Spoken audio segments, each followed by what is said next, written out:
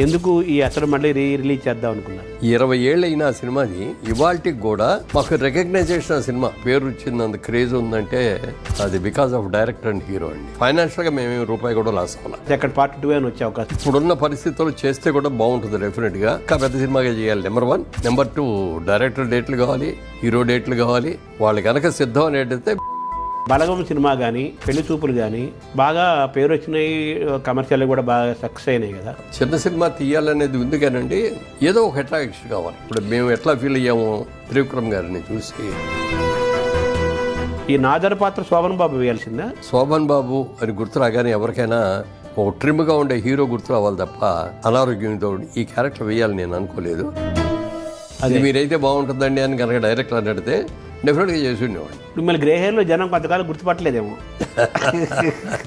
ఇప్పటికీ కొంతమంది అంటూ ఉంటారండి, మళ్ళీ మీరు రంగు వేసుకోండి సార్, మళ్ళీ హీరోగా ఉంటారు. టీటీడీ చైర్మన్ కావాలనేది, సామాజిక సేవ అందించాలనేది ఒక పెద్ద కోరిక. అది వెంకటేశ్వర స్వామికే తెలియాలి. అది ఉంది కదా మీకు మనసులో ఉంది, కానీ అది అవుద్ది అనేది. ఇప్పుడు రాజకీయాలు వదిలేసినట్టేనా? మీ ఆరోగ్య రహస్యం ఏంటి? మా ఫ్యామిలీ జీన్స్. మా ఫాదర్ 96 years బతికారు, మా మదర్ 100 years బతికారు. పప్పాయి, దానిమ్మ, సీజనల్ ఫ్రూట్ కూడా తింటా, గ్లాసు రాగి జావ తాగుతాం. మీ బిజినెస్ లో మీ సక్సెస్ ఫార్ములా ఏంటి? నేను చాలా మంది కూడా చెప్పేది ఒకటి, మనం ఏ పని చేస్తున్నా సరే ఇష్టపడి కష్టపడి చేయండి, సక్సెస్ అనేది ఆటోమేటిక్గా వస్తుంది. అది నీతిగా చేయండి, నిజాయితీగా చేయండి. సినీ కార్మికుల సమ్మె జరుగుతుంది కదా సార్, దీన్ని మీరు ఎలా చూస్తున్నారు? దీని పరిష్కారము? చిరంజీవి గారితో అన్న నేను, మీరు అన్ని రకాలుగా పెద్దకి అర్హోత్వం మీకుంది, చేయండి అంటే ఆయన అవుతుందన్నారు, లేదు చేయాల్సిందేనా అన్నాను. మొత్తం మీద ఒప్పుకున్నారు. తర్వాత ఎందుకో ఎక్కడో హర్ట్ అయ్యారు పాపం. హర్ట్ చేశారు, ఎవరో కావాలని చేశారో. అప్పుడు అనౌన్స్ చేశాడు, ఇక నేను సినిమా పెద్దగా ఉండదలుచుకోలేదు, సినిమా బిడ్డగా మాత్రం ఉంటాను. ఈ మధ్య మీరు మొహానికైనా మేకప్ వేసుకున్నారా? అప్పుడప్పుడు వేసుకుంటున్నాను. ఒక్క సీతమ్మ గారిది లైఫ్ బయోపిక్, అది చాలా గొప్ప ఆవిడ. శోభన్ బాబు గారికి స్నేహితుడిని, నేనేమో నాగేశ్వరరావు గారికి శిష్యుడిని, ఎన్టీ రామారావు గారికి అభిమాని. నాగేశ్వరరావు గారు రోజున ఆయన ఏదో దీంట్లో స్టేట్మెంట్ ఇచ్చారు, క్యాన్సర్ వచ్చిందని డాక్టర్లు చెప్పారు, ఎంతకాలం బతుకుతానో నాకే తెలియదు, నేనేదో చచ్చిపోతాను అయ్యో పాపం అన్నట్టుగా మాత్రం ఎవరు మాట్లాడకండి. ఈ ఎన్ని రోజులు బతుకుతాను ఎన్ని రోజులు కూడా నేను ఆనందంగా బతకదలుచుకున్నా. ప్లస్ నేను నటిస్తూనే చచ్చిపోవాలనుకున్నా, సినిమా కూడా ఇప్పుడు నేను చేస్తున్నాను.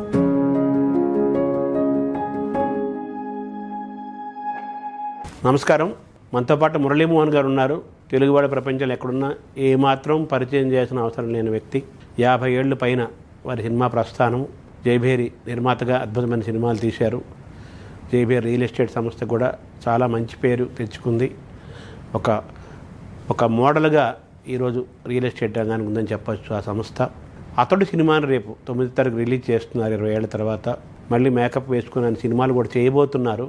వీటన్నింటి దృష్టిలో పెట్టుకొని ఒకసారి మురళీమోహన్ గారితో సినిమా ప్రస్థానము, వారి ఆరోగ్య రహస్యాలు, విషయాలన్నీ తెలుసుకునే ప్రయత్నం చేద్దాం. నమస్కారం. అతడు 20 ఏళ్ళు పూర్తయింది. ఎందుకు ఈ అతడు మళ్ళీ రిలీజ్ చేద్దాం అనుకున్నారు? అంటే ఇప్పుడున్న యంగర్ జనరేషన్కి హూ ఈజ్ మురళీమోహన్ అంటే ఎవరికి తెలియదు. వాళ్ళ పెద్దవాళ్ళు చెప్పి మురళీమోహన్ పెద్ద యాక్టరు, పెద్ద ప్రొడ్యూసరు అది చెప్తా అంటే ఆహా అంటారు. కానీ మనం మా సినిమాలు కూడా చూసి ఉంటారు. ఎవరు అతని సినిమా చూసావా అని అడిగేవారు. వాళ్ళే చూశాను అన్నాడు. ఈయనే ప్రొడ్యూసర్ అని చెప్తా అంటే అవునా అని చాలా ఆశ్చర్యపోతూ అంటారు. అంటే 20 ఏళ్ళు అయిన ఆ సినిమాది ఇవాళకి కూడా మాకు రికగ్నైజేషన్. ఆ సినిమా ఇప్పుడు అక్కడికి వెళ్ళి, ఇప్పుడు జనరేషన్ నేను యాక్టర్ని అంటే పెద్ద యాక్టర్ని హీరోని అంటే తెలియదు కదా వాళ్ళకి. అందుకని అది ఇంత పేరు తెచ్చిపెట్టింది. మా సినిమాలు మేము తీసిన 25 సినిమాల్లో కాస్ట్లీయెస్ట్ ఫిల్మ్, పెద్ద బడ్జెట్తో తీసాం. అంటే ఇక ఫ్రీ హ్యాండ్ ఇచ్చేసాం డైరెక్టర్ గారికి. మంచి సినిమా, కథ ఎంత బాగా చెప్పాడంటే ఆయన ఇక్కడే కూర్చున్నాడు. మీరు కూర్చున్నట్టే ఇక్కడ కూర్చున్నాడు, నేను ఇక్కడ కూర్చొని నేను మా బ్రదర్ కూర్చొని విన్నాం. ఎవరు డిస్టర్బ్ చేయకూడదండి, ఒక 3 hours ఎవరిని రానివ్వకండి అన్నాడు. ఫోన్ స్విచ్ ఆఫ్ చేసాం, వాళ్ళకి చెప్పేసాం ఎవరిని రానివ్వక బాబు అని. 3 hours నాన్ స్టాప్గా చెప్పాడు కదా, సీన్ బై సీన్ చెప్పాడు. అంటే మా కళ్ళకి అది సినిమా లెక్క కనపడింది. సినిమా చూపించేశారు. సినిమా ఎలా ఉందండి అన్నాడు. చాలా చాలా చాలా బాగుందండి అని చెప్పి నాకు ఒక చిన్న ఇది ఉందండి అన్నయ్య. ఏంటన్నాడు అంటే, ఆ రోజులు మేము సినిమాలు చేసే రోజుల్లో హీరోలు చేసే రోజు హీరో అంటే శ్రీరామచంద్రుడు, నీతికి నిమ్మదికి మారుపేరు ఇట్లా ఉండేది.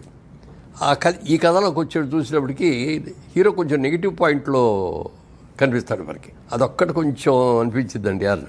అంటే మురళీమోహన్ గారు మీ రోజుల్లో అన్నీ ఆ సినిమాలే కాదని కాదు, కానీ ఇవాళ రోజున ఒక నెగిటివ్లో ఉన్న క్యారెక్టర్ పాజిటివ్ అయ్యి అట్లా హీరో అయ్యాడని చూపించడం అనేది ఇప్పుడున్న స్టైల్ కానీ పద్ధతి కానీ అనగానే మా బ్రదర్ పక్కన కూడా ఈ రీసెంట్గా వస్తున్న ఇంగ్లీష్ ఫిలిమ్స్ కూడా అట్లాగే ఉన్నాయి అన్నయ్య, బాగుంది, అదేం ఆ నెగిటివ్ ఏమనిపించదు అన్నాడు. ప్రొసీడ్ అవ్వండి సార్. ఈ సినిమాకి అంటే ఆయన డైరెక్టర్గా చేద్దామన్న ఆలోచన మొట్టమొదటి మాకే వచ్చింది. మాటలను స్క్రీన్ ప్లే ఇవన్నీ రాసేవారు, మంచి హిట్స్ వచ్చినాయి. అవన్నీ మేము చూసి ప్రతి సినిమా చూసి కూడా భలే ఉంది. ఆ డైలాగ్ ఎస్పెషల్లీ ఎంత బాగా రాస్తాడు అని అనుకొని నేను మా బ్రదర్ కూర్చొని మాట్లాడుకున్నప్పుడు మంచి సబ్జెక్ట్ ఏమైనా ఉందో అడుగుదాం ఆయన్ని. ఆయన కనుక మంచి సబ్జెక్ట్ చెప్తే డైరెక్టర్ కూడా ఆయనకి వేద్దాం, ఇంతవరకు డైరెక్టర్ అవ్వలేదు కదా, మనం డైరెక్టర్ చేద్దాం అని అనుకొని కథ విన్న తర్వాత చాలా బాగుంది. అప్పుడు చెప్పాం, ఏమంటే ఈ సినిమా మీరే డైరెక్ట్ చేయాలండి అంటే అనగానే ఆయన నవ్వి ఒక చిన్న మాట అనండి, ఇదండి అని నేను చెప్పండి అన్న. కొద్ది రోజుల క్రితం నేను స్రవంతి కిషోర్ గారికి మాట ఇచ్చానండి, మొదటి సినిమా ఆయనకి చేస్తానని అన్నాడు. మాదేమో పెద్ద హీరోతో సినిమా, అదేమో చిన్న హీరోతో, అప్పుడే అప్కమింగ్ హీరోతో తీస్తున్న సినిమా. అయినా సరే ఆయన మాట అన్నప్పుడు అలాగేనండి, అయితే మీరు మాట నిలబెట్టుకోండి, మేము అప్పుడు దాకా ఆగుతాం అంటే ఇమీడియట్గా మొదలు పెట్టేస్తున్నామండి, 2 నెలల్లో అయిపోద్దండి షూటింగు, మనం ఇప్పటి నుంచే మిగిలిన కార్యక్రమం అంతా చేసుకోవచ్చు అంటే వెళ్ళాను. అక్కడి నుంచి ఆయన స్క్రీన్ ప్లే వర్క్ చేయడం కానీ, డైలాగ్స్ రాసుకోవడం కానీ, మేము మిగిలిన క్యాస్టింగ్ ఫైనలైజ్ చేయడం కానీ ఇవన్నీ అన్నీ చేసుకుంటూ వచ్చాం. అప్పుడు ఒకటే చెప్పాను ఆయనకి, సార్ మా ఇన్వాల్వ్మెంటు నా మాత్రంగానే ఉంటుంది, ఎందుకనంటే మీరు ఒక స్టైల్ న్యూ టైప్ ఆఫ్ సినిమాని మీరు తీస్తున్నారు. ఇప్పుడు దాకా మేము తీసిన సినిమాలు వేరు, ఇప్పుడు మీరు తీయబోతున్న సినిమా వేరు. అందుకని ఈ సినిమా బాధ్యత మొత్తంగా మీకే అప్పచెప్తున్నాం, మీరే చేయండి, మీకు ఏం కావాలంటే తీసుకోండి, ఎంత డబ్బులు కావాలంటే అంత తీసుకోండి అని చెప్పి ఫ్రీ హ్యాండ్ ఇచ్చాం. అలాగే ఆయన తీసుకొని చాలా బాగా చేశారు. ఇప్పటికీ కూడా దానికి అంత పేరు వచ్చింది, అంత క్రేజ్ ఉందంటే అది because of director and hero అండి, వాళ్ళిద్దరే. మీకు ఆర్థికంగా కూడా తృప్తినిచ్చినట్టు చెప్పచ్చా సినిమా? ఆర్థికంగా అనుకున్నంత రాలేదు కానండి, పేరు ప్రఖ్యాతులు మాత్రం అద్భుతంగా వచ్చినాయి. టీవీలో అతడు ఆడినంతగా ఏ సినిమా ఆడి ఉండదు ఇప్పటికి కూడా చెప్పాలంటే. ఇప్పుడు కూడా అప్పుడు మా టీవీలో ప్రతి ఎవ్రీ సాటర్డే సండే ఇచ్చేవారు. దానికోసం ఇల్లు కట్టాం ఒకటి, మెయిన్ సెట్టు ఆ సైట్ ఉంటే ఆ సైట్లో చాలా పక్కడ్బందీగా బ్రహ్మాండమైన ఇల్లు కట్టాం, చాలా పెద్దది. అది అందరూ షూటింగ్లకి అడుగుతా అంటే మా షూటింగ్ అయ్యేవరకు ఇవ్వండి, మా షూటింగ్ అయ్యాక ఇస్తామండి అని చెప్పి ఆయన కాడిచ్చి ఇచ్చాం. దానికి చాలా బిజీగా ఉండేది. మాకు ఆ సెట్ మీద రానివ్వండి, లేకపోతే రైట్స్ మీద రానివ్వండి, థియేట్రికల్ రిలీజ్ కంటే కూడా అవన్నీ కూడా వచ్చి ఫైనాన్షియల్గా మేమేమి రూపాయి కూడా లాస్ అవ్వాలి, కానీ పేరు మాత్రం బ్రహ్మాండమైన పేరు వచ్చింది. ఇప్పుడు వచ్చిన యంగర్ జనరేషన్ ఇవాళకి కూడా వాళ్ళు టీవీలోనూ ఎక్కడో చూశారు, వీళ్ళందరూ కూడా యంగర్ జనరేషన్ కూడా సినిమాలో చిన్న స్క్రీన్ మీద చూశారు, స్మాల్ స్క్రీన్ మీద తీశారు తప్ప బిగ్ స్క్రీన్ మీద వాళ్ళు ఎవరు చూడాల. సరే ఎలాగో 20 years అయింది ఒక అకేషన్ కాబట్టి, ఇప్పటికీ హీరో మంచి రైజ్లోనే ఉన్నాడు, డైరెక్టర్ అంతకంటే పెద్ద రైజ్లో ఉన్నాడు, హీరోయిన్ కూడా స్టిల్ గోయింగ్ స్ట్రాంగ్. ఇక అందరూ మేము సంస్థగా మేము బాగున్నాము, అన్ని రకాలుగా అందరూ బాగున్నారు, అన్నికి పేరు ఇందులోనే ఉన్నారు, అవుట్డేటెడ్ వాళ్ళు ఎవరో లేవు ఇందులో. సరే ఈ సినిమాని ఇప్పుడున్న జనరేషన్ అందరూ కూడా బిగ్ స్క్రీన్ మీద చూస్తే ఎలా ఉంటుంది అనే ఆలోచన వచ్చింది. 2 ఏళ్ళ బట్టి చాలామంది అడుగుతున్నారు, మాకు రైట్స్ ఇవ్వండి సార్, మాకు రైట్స్ ఇవ్వండి అని. ఇవ్వాల ఎందుకు ఇవ్వలేదంటే వాళ్ళు సరిగ్గా చేస్తారో లేదో ఇది ఎందుకని. సరే ఫైనల్గా ఇద్దామని డిసైడ్ చేసిన తర్వాత దాన్ని అప్గ్రేడ్ చేయాలి టెక్నికల్గా, ఎందుకంటే 20 ఏళ్ళ క్రితం తీసింది. ఇవాళ టెక్నాలజీ డెవలప్ అయింది, బ్రహ్మాండంగా డెవలప్ అయిపోయింది, చాలా ఎక్సలెంట్గా ఖర్చు పెట్టి తీస్తారు, బ్రహ్మాండంగా తీస్తారు, ఇంటర్నేషనల్ లెవెల్లోకి వెళ్ళిపోయింది మన తెలుగు సినిమా అనేది. అంత లెవెల్లో మనం చేయలేకపోయినా ఇప్పుడే షూట్ చేయలేం కాబట్టి దాన్ని టెక్నికల్గా కలర్ ఎలా ఉంది, అప్పుడు కలర్కి ఇప్పుడు కలర్కి జనరేషన్ ఏం చేయాలి, అప్గ్రేడ్ ఐజోటం కానీ సౌండ్ సిస్టమ్, అప్పుడున్న సౌండ్ సిస్టమ్ వేరు, ఇప్పుడున్న సౌండ్ సిస్టమ్ వేరు, ఇవన్నీ కూడా వర్క్ చేసి ఒక 6 months 4 months పట్టిందండి మాకు. అన్నీ చేసిన తర్వాత అప్పుడు ఇచ్చేవాళ్ళకి. సో థియేటర్ స్క్రీను సౌండ్ అన్నీ మా టెక్నికల్గా మారిపోయింది 20 ఏళ్లలో. అందుకని ఇప్పుడు థియేటర్లో చూస్తే ఇప్పుడు రేపు వెళ్ళి కొత్త సినిమా చూసినట్టే ఉంటుంది తప్ప పాత సినిమా రంగులు వెలిసిపోయి సౌండ్ ఏదో సరిగ్గా లేక ఉన్నదనే ఫీలింగ్ రాదు అసలు ఎక్కడ. ఇప్పుడు మనకు శ్రీకృష్ణ పాండవ్యం ఎన్టీఆర్ సినిమా అనేక సార్లు రిలీజ్ అయింది. ఆ రిలీజ్ అయినప్పుడు అప్పుడు ఎంత ఆడిందో మనకు తెలియదు, కానీ ఆ తరం వాళ్ళకి మా తరం వాళ్ళకి విజయవాడ అలంకార థియేటర్ రిలీజ్ అయింది. అది సూపర్ డూపర్ హిట్టే, చాలా రోజులు ఆడింది సినిమా. అప్పటికే సినిమా రిలీజ్ అయ్యి 30 ఏళ్ళు 40 ఏళ్ళు అయింది. సో కాబట్టి సినిమా టెక్నికల్గా మనం రెడీ చేసి ఇస్తే జనం ఎప్పుడు చూస్తారనే ఒక విశ్వాసం మీకు ఉంది, సినిమాకు కూడా, సినిమా చరిత్రకు కూడా. అవునండి. అలాగే ఇప్పుడు మాయాబజార్ చూసుకోండి, అవును, ఎన్నేళ్ళు అయింది తీసి, మా చిన్నప్పటి నుంచి చూస్తున్నాం. 50 ఏళ్ళు అయిపోయింది, 60-70 ఏళ్ళు అయిపోయింది. అది ఇప్పటికీ రిలీజ్ చేస్తే చూస్తారు, ఇప్పటికీ టీవీలో వస్తే చూస్తారు. దాన్ని కలర్లో చూపిస్తే ఎలా ఉంటుంది అనే ఆలోచన వాళ్ళకి రావటం, దాన్ని కలర్లో చేసి రిలీజ్ చేశారు. మళ్ళీ ఒక కొత్త సినిమా లాగా రిలీజ్ చేశారు. అంత సక్సెస్ అయింది అది కూడా. అందుకని మంచి సినిమా అనేది టెక్నికల్గా ఎలా ఉన్నా కూడా చూస్తారు. బట్ టెక్నికల్గా కూడా మనం అప్గ్రేడ్ చేయగలిగిన వరకు చేసామనుకోండి ఇంకా బాగా చూస్తారు. వాళ్ళు కంఫర్ట్గా ఉండాలి, బా ఇదేంట్రా పాత సినిమా చూస్తాం అనే ఫీలింగ్ రాకూడదు.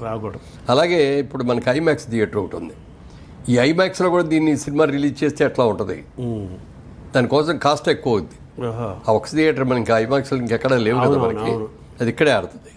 ఆ ఒక్క థియేటర్ కోసమైనా దాన్ని మళ్ళీ అప్గ్రేడ్ చేసేసారా, రిలీజ్ నాటికి వచ్చేస్తుంది కూడా. ఒక కొత్త సినిమా మళ్ళీ కొత్తగా తీసిన సినిమా రిలీజ్ చేసినంత పని చేస్తున్నట్టు లెక్క ఆల్మోస్ట్. అంతే కదా, అంటే ఇందులో డబ్బులు గురించి ఆలోచించట్లే మేము ఎవరు కూడా. అవునవును, మళ్ళీ ఓ పేరు రావాలి, 20 ఏళ్ళ తర్వాత రిలీజ్ అయ్యి కూడా సక్సెస్ఫుల్గా ఉంది అనేది పేరు రావడం కోసం యంగర్ జనరేషన్కి అందరికి కూడా ఇది బిగ్ స్క్రీన్ మీద మళ్ళీ ఒకసారి చూపిద్దాం అనేది. ఇప్పుడు మళ్ళీ మహేష్ బాబు గారి సినిమా ఇంకా రిలీజ్ అవ్వాలంటే 1.5 years 2 years పడుతుంది. అవునవును, రాజమౌళి గారు తీసే సినిమా. ఎందుకంటే ఆయన షూటింగ్ అయిపోయినా కూడా టెక్నికల్గా చాలా వర్క్ ఉంటుంది ఆయన దగ్గర. అవును, ఇవన్నీ చేయడానికి. ఈ లోపల ఈ సినిమా వెళ్ళింది అనుకోండి, ఒకసారి హీరోని మళ్ళీ లైవ్లో చూపించినట్టు ఉంటుంది. అవును, అప్పుడు మహేష్ బాబు 20 ఏళ్ల క్రితం ఎలా ఉన్నాడో ఆల్మోస్ట్ ఇప్పుడు ఇంకా చెప్పాలి, ఇంకా యంగ్గా ఉన్నాడు, ఇంకా ట్రిమ్గా ఉన్నాడు. అవును, గెటప్స్లో కూడా ఇంకా బాగా డెవలప్ చేసుకున్నాడు చక్కగా. అవును, అప్పుడు సినిమా టైంలో కృష్ణ మీ క్లాస్మేటు, మీకు ఏలూరు అందరికి తెలిసిన వాళ్ళకి తెలుసు, ఈ జనరేషన్ తెలియకపోవచ్చు కానీ చాలామంది తెలుసు. అప్పుడు మహేష్ బాబులో మీరు గమనించి చేయండి సార్, ఆ సినిమా నిర్మాతగా ఆ సమయంలో షూటింగ్ సమయంలో అబ్జర్వ్ చేసినప్పుడు. మహేష్ బాబుతో అంతకు ముందు నుంచే పరిచయం ఉంది, బాగా పరిచయం. అంటే చైల్డ్ ఆర్టిస్ట్గా అతను చేసేటప్పటి నుంచి కొన్ని సినిమాలు మేము చేసాం. పద్మాలయ ఏదో చేసిన దాంట్లో కృష్ణ గారు, నేను, మహేష్ బాబు కూడా, మహేష్ బాబు చిన్నాడు చేసి అందులో మళ్ళీ ఫైట్ సీన్లు ఉంటాయి, అవన్నీ కూడా అద్భుతంగా చేసేవాడు. కృష్ణ గారిని తండ్రికి మించిన తనయుడు అవుతాడు ఈ అబ్బాయి అనే ఫీలింగ్ నాకు ఆ రోజునే వచ్చింది. సో అతడు సినిమాలో కూడా మీకు అలా అనిపించింది ఆ షూటింగ్ టైం? డెఫినెట్గా. అక్కడ Part 2 అని వచ్చే అవకాశం, Part 2 వచ్చే అవకాశం ఉందా అనేది చాలామంది ప్రశ్నిస్తున్నారు. ఇప్పుడున్న పరిస్థితుల్లో చేస్తే కూడా బాగుంటుంది డెఫినెట్గా. ఎందుకంటే సినిమా ఎండింగ్ కూడా మేము ఏమైంది ఏమిటి అని శుభం కార్డులాగా ఎక్కడ చూపించకుండా ఆ అస్థికలో అవన్నీ కూడా కలిపేసి అక్కడి నుంచి వెళుతూ మళ్ళీ తిరుగు ఆ గ్రామానికి వెళుతున్నాడు మన ఉద్దేశం. అంతే, ఇంటర్వెల్ లాగా ఉంది అది శుభంగా. సో దాన్ని చెయ్యాలనుకుంటే డెఫినెట్గా చాలా బాగా చేయొచ్చు. అయితే పెద్ద సినిమా, ఇంకా పెద్ద సినిమాగా చేయాలి. నెంబర్ 1. నెంబర్ 2, డైరెక్టర్ డేట్లు కావాలి, హీరో డేట్లు కావాలి. వాళ్ళు కనుక సిద్ధం అనేటైతే మేము సినిమా తీయడానికి మేము సిద్ధమే. అదే హీరో అదే డైరెక్టర్తోనే అదే వాళ్ళు ఓకే అంటే మీరు సిద్ధంగా ఉన్నారు. ఇప్పుడు మీ వారసురాలుగా, అంటే మీ సినిమా వారసురాలుగా ప్రియాంకను తీసుకొచ్చినట్టేనా చెప్పచ్చా? యాస్టీస్గా ప్రియాంకకి బాగా ఇంట్రెస్ట్ ఎక్కువ అండి. ఇక్కడ బాగా చదువుకున్న తర్వాత మాస్టర్స్ చేయడానికి అమెరికా వెళ్ళింది. లాస్ ఏంజలస్కి వెళ్ళి అక్కడ జాయిన్ అయ్యి మాస్టర్స్ కూడా అయిపోయిన తర్వాత సినిమా ప్రొడక్షన్ ఎట్లా ఉంటుంది, సినిమా డిస్ట్రిబ్యూషన్ ఎలా ఉంటుంది, సినిమా బిజినెస్ ఎలా ఉంటుంది అనేది తెలుసుకోవటం కోసం అని ఒక 5 years అక్కడ జాబ్ చేసింది ఒక పెద్ద కంపెనీలో. నేను అన్నా, అదేంటమ్మా మన కంపెనీ మనది, నువ్వు ఇక్కడ కూర్చొని నువ్వు సెలెక్ట్ చేసుకోవాల్సింది పోయి నువ్వు క్యూలో నుంచి వెళ్ళి వాళ్ళ దగ్గరికి వెళ్ళి ఇంటర్వ్యూలకు వెళ్తున్నావు ఏంటి అది అంటే, నేర్చుకోవాలి పెదనాన్నగారు, ఇవన్నీ నేను నేర్చుకోవాలి కదా, నాకు కూడా తెలుసుకోవాలి కదా అని చెప్పి. ఇప్పటికి కూడా ఏదన్నా చెప్పదలుచుకుంటే చెప్తే వరల్డ్ సినిమా, మీరు ఏ సినిమా గురించి అని మాట్లాడండి, అనర్గళంగా దాని గురించి మాట్లాడేసేస్తాను. Full knowledge. సో ఇప్పుడు మీకు వారసత్వం అని చెప్పాలా కదా మరి. అతడు వారసత్వం, అదే వారసత్వం. అంటే అతడు Part 2 గా తీస్తే ఆ అమ్మాయి ఏజ్లో నడుస్తుంది. అంతే కదా మరి, అంతే కదా. బాధ్యత వాళ్ళకి అప్పు చెప్తాం. మా బ్రదర్ కిషోర్ గారు అమ్మాయి ఏమో ప్రియాంక, అవును. అలాగే మా బాబు కూతురేమో రాగా, ఇప్పుడు కిరవాణి గారి, అవును, మన పెళ్ళి అయింది కదా.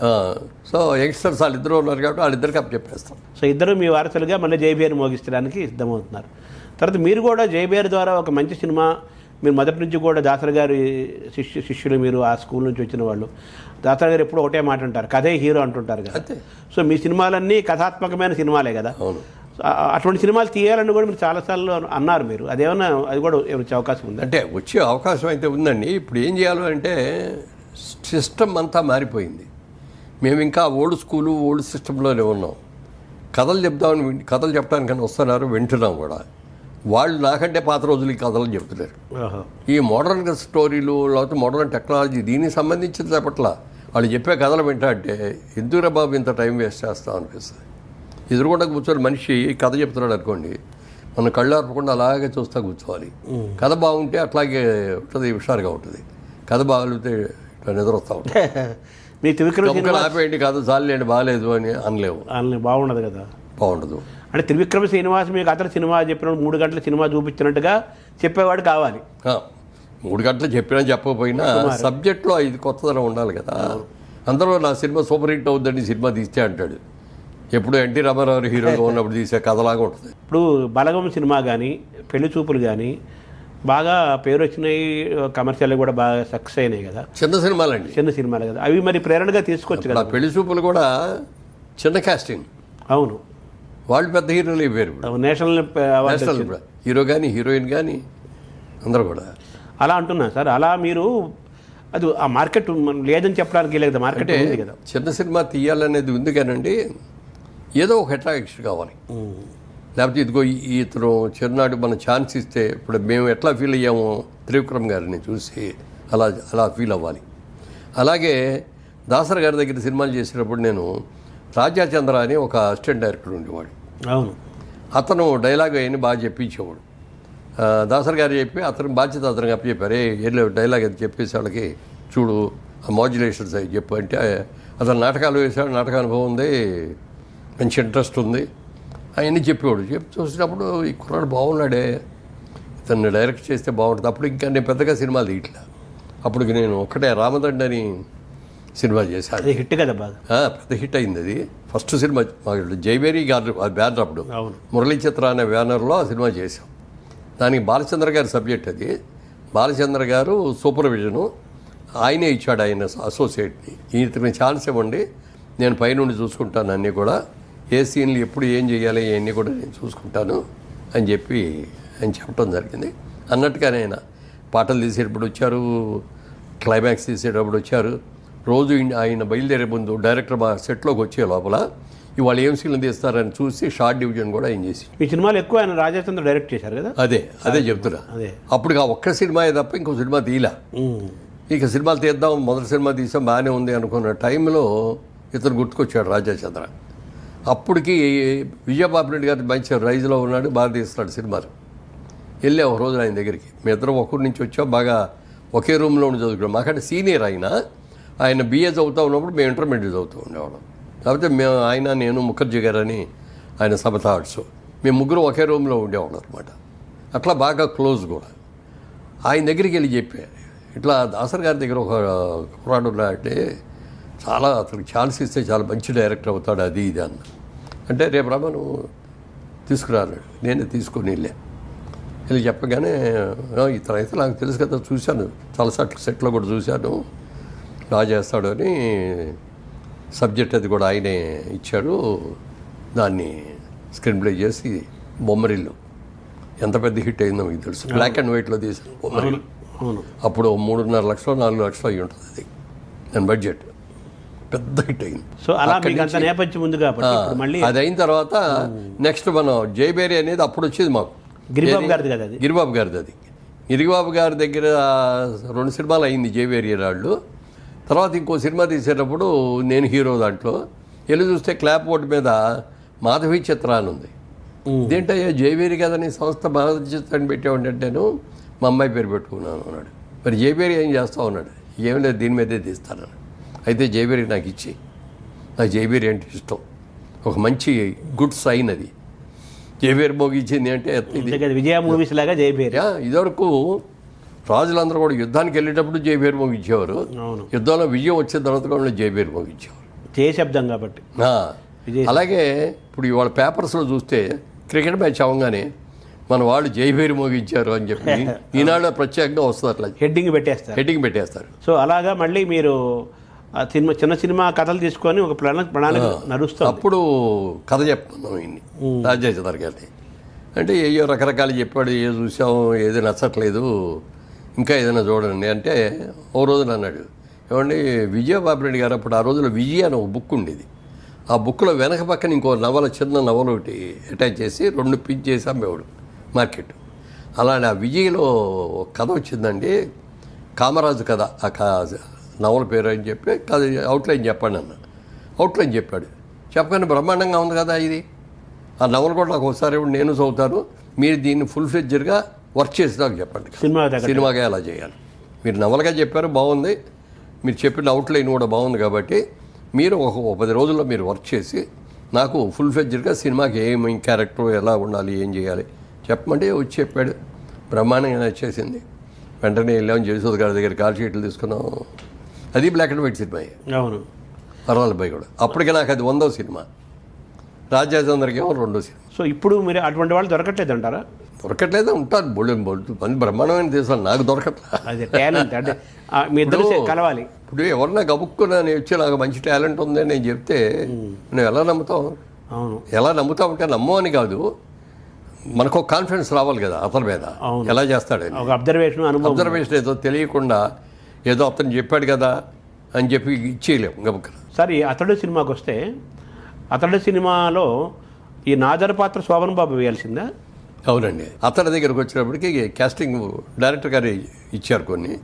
ఇచ్చేప్పుడు ఈ క్యారెక్టర్ అంటే ఒక మంచి క్యారెక్టర్ ఉంది, ఇది ఎవరితో చేయించాలో తెలియట్లేదు అని అన్నాడు. అన్నప్పుడు నేను అన్నా, ఏమంటే మీకు అభ్యర్థం లేకపోతే శోభన్ బాబు గారిని అడగనా అన్న. అడగండి, అమ్మో ఆయన చేస్తే గంతకంటే కావాల్సింది ఏంటన్నాడు త్రివిక్రమ్ గారు. సరే, వెంటనే నేను డైరెక్ట్గా అడగడానికి కొంచెం మొహాడపడ్డాను. మొహాడపడి మా మేకప్ మ్యాన్ రాబోని పిలిచి ఒక చెక్, బ్లాంక్ చెక్ మీద సంతకం పెట్టేసి నువ్వు తీసుకొని వెళ్ళు మెడ్రాస్, వెళ్ళి ఆయనకి తీసుకెళ్ళి ఇవ్వు, ఇట్లా ఒక మంచి క్యారెక్టర్ ఉంది, తాత క్యారెక్టరు, ఆయన చేస్తే బాగుంటుంది, రెమ్యూనరేషన్ ఆయన ఇష్టం, ఆయన ఎంత కావాలంటే ఎంత రాసుకోమను అని చెప్పి పంపించాను. పంపిస్తే ఆయన చూసి నవ్వి నాకు ఫోన్ చేశాడు. ఆయన అక్కడి నుంచే, మురళీమోహన్ గారు శోభన్ బాబు అని గుర్తు రాగానే ఎవరికైనా ఒక ట్రిమ్గా ఉండే హీరో గుర్తు రావాలి తప్ప తాత వేషాలు, నాన్న వేషాలు, హాస్పిటల్లో ఉండే కుంటాడి వేషమో లేకపోతే అనారోగ్యంతో ఈ క్యారెక్టర్ వేయాలని నేను అనుకోలేదు. ఈ సినిమా చాలు అనుకున్నా, హీరోగా చేశాను చాలు, అందుకని ఇక నేను ఫర్దర్గా అట్లాంటి క్యారెక్టర్ ఏం చేయదలుచుకోలేదు. మీరు ఇంత ఉత్సాహంగా అతనితో ఆయన మేము అప్పటికి ముగ్గురు మిత్రులని సినిమా చేసాం. చంద్రమోహన్, నేను, శోభన్ బాబు గారు ముగ్గురు. అది కూడా పెద్ద హిట్ అయింది. బొమ్మరిల్లు అయిన తర్వాత ఓ తండ్రి తీర్పు పెద్ద హిట్ అయింది. దాని పక్కన ఇది వచ్చి ఇది పెద్ద హిట్ అయింది. సో అలా ఆయన అందుకని వద్దన్నారు. అప్పుడు ఏం చేయాలి అనుకున్నప్పుడు డైరెక్టర్ గారు నాజర్తో చేద్దామండి అన్నాడు. అంటే అది మీ చాయిస్ అండి, మీరు కనుక అతనితో చేయించుకోగలరు, ఎందుకంటే అతను కూడా అప్పటికి తాత్కార క్యారెక్టర్లు ఏమి ఇలా. అవును, అతను ఏజ్కి మించింది. మరి అతను ఆ గెటప్ వస్తారా అదో రండి అది అంటే నేను చూసుకుంటాను అన్నారు. చూసుకున్నారు. చూసిన తర్వాత ఆ మాడ్యులేషన్ ఇది కోసం ఎవరు చెప్పాలి దీనికి డబ్బింగ్ అని ఆలోచిస్తే డైరెక్టర్ గారు సజెస్ట్ చేశారు, బాలసుబ్రహ్మణ్యం గారితో చెప్పిస్తే బాగుంటుందండి. ఆయన కూడా చూసి అబ్బో క్యారెక్టర్ చాలా బాగుంది, డెఫినెట్గా నేనే చెప్తాను చెప్పడం. ఆయన చెప్పేటప్పటికి ఆ క్యారెక్టర్ ఇంకా చాలా ఎలివేట్ అయింది. సో ఆ పాత్ర పండటంలో బాలుగారి పాత్ర కూడా సగం ఉంది. బాలుగారి పాత్ర కూడా చాలా ఉంది. మీరు ఆ సినిమా నిర్మాతగా అందరికీ తెలుసు, మీరు నటుడు, శోభన్ బాబు వేయనన్నాడు ఆ పాత్ర మీరు ఎందుకు వేయలేదు? అంటే అప్పటికి తాత పాత్ర లేదు, నేను కూడా తండ్రి వరకు వేసే కదా. ఒత్తండి తీర్పు మీరు వేసారు. ఒత్తండి తీర్పు వేసా, అది మంచి ఇదయింది. డైరెక్టర్ గారికి చాయిస్ ఇచ్చేసే కదా.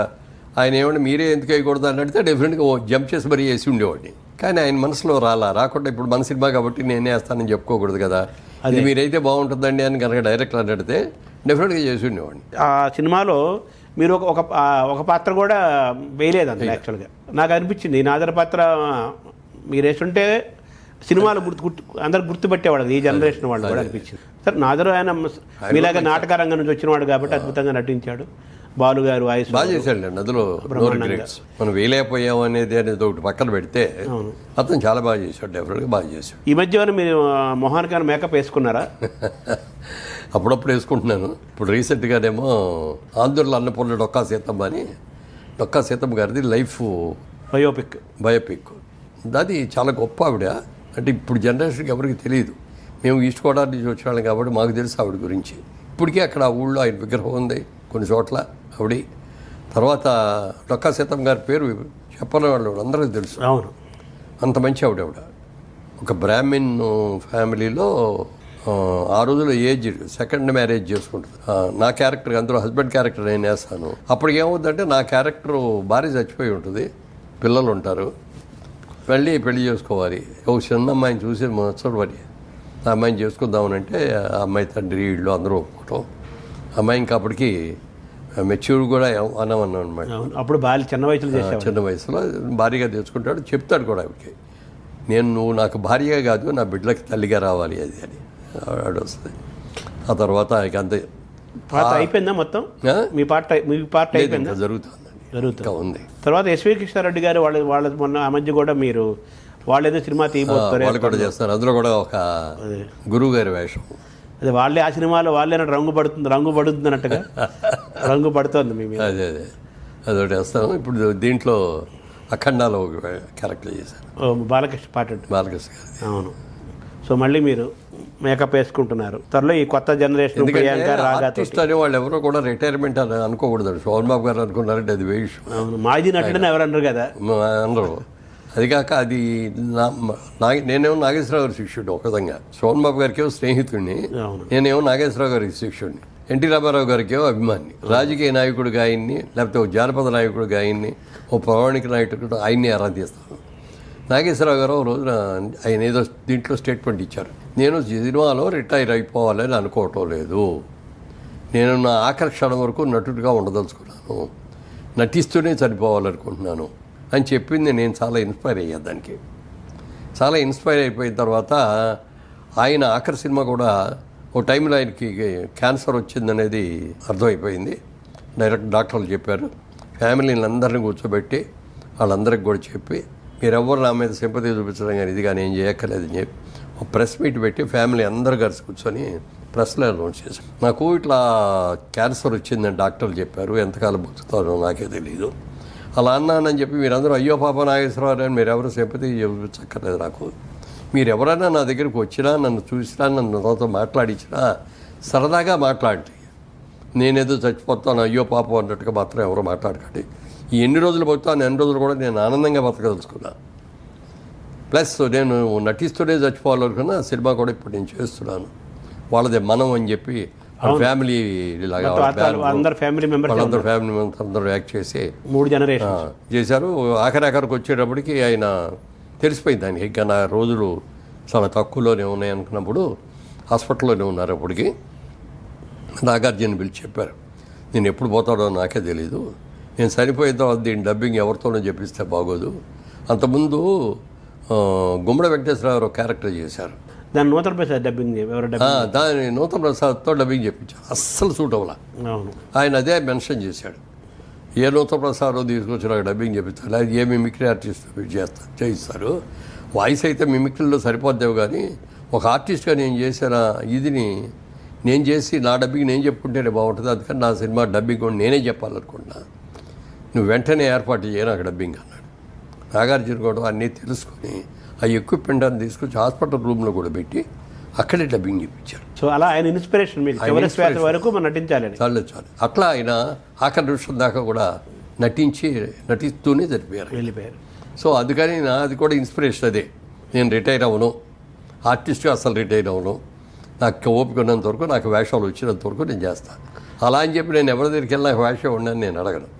ఎందుకని అడగను అంటే, నేను మొట్టమొదటి హీరో ఛాన్స్ వచ్చింది అప్పటికి విజయవాడలో నేను బిజినెస్ మ్యాన్ని, బిజినెస్ బాగుంది, బ్రహ్మాండంగా చేసుకుంటున్నాం, పెళ్ళి అయిపోయింది, 2 పిల్లలు కూడా ఉన్నారు, ఇట్లా ఛాన్స్ వచ్చింది. డైరెక్ట్గా ఒక పెద్ద ప్రొడ్యూసర్ దగ్గర నుంచి హీరో అని వచ్చింది. ఏం చేయాలో తెలియదు, చెయ్యాలా అవుతుందా అని. అక్కడ మంచి బిజినెస్ ఉంది, దాన్ని వదులుకొని రావాలా అవుద్దా, ఇక్కడికి వచ్చాక సక్సెస్ అవుతామో లేదో, ఇవన్నీ మీమాంసలో ఉన్నప్పుడు మా ఆవిడ ఒకటే మాట ఉంది, లక్ష్మీదేవి ఎప్పుడు పడితే అప్పుడు తలుపు తట్టదండి, తలుపు తట్టినప్పుడు వెళ్ళి తీయాలి, మీరు ట్రై చేయకుండా దాని అంతటికి అది మీకు వచ్చింది కాబట్టి ట్రై చేయండి ఒకసారి, ఒకటి చేయటంలో పెద్ద నష్టం ఉండదు, బాగుందంటే కంటిన్యూ చేదురు కానీ లేదంటే మానేయచ్చు అని ఒక కండిషన్ అండి అన్న.